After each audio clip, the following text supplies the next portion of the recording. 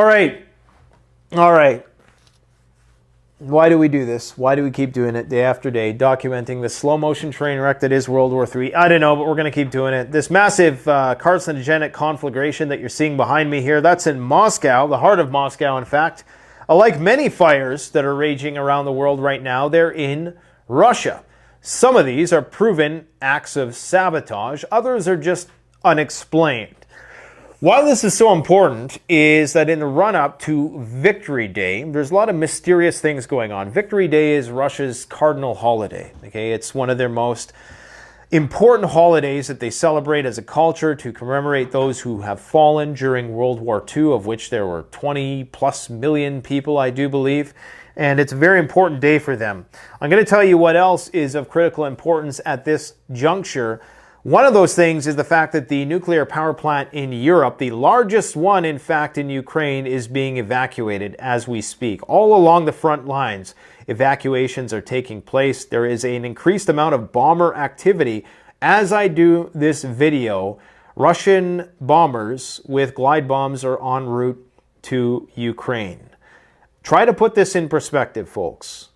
Vladimir Putin just thinks that we tried to assassinate him. Moscow is burning and a counteroffensive is beginning, which may beget a nuclear attack, if not, in the very least, a radiological incident. You see where this is going.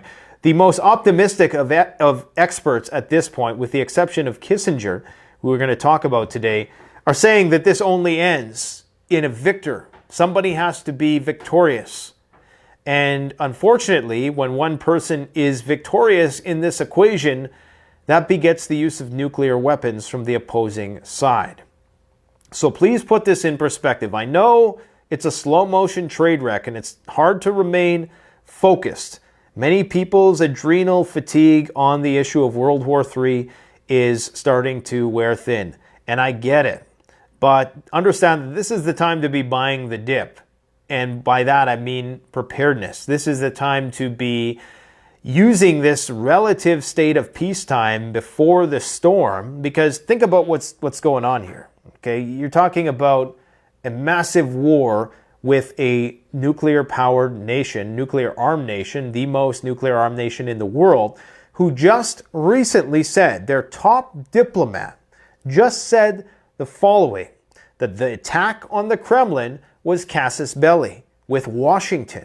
All of the top Russian diplomats are of the belief that in the very least, Washington was the one who was in some way instrumental in this attack on the Kremlin and may possibly have been trying to assassinate Vladimir Putin himself. That is the thinking. Casus belli, the criterion for that, have been met according to the Russians, which means that they're at war with the United States. Okay?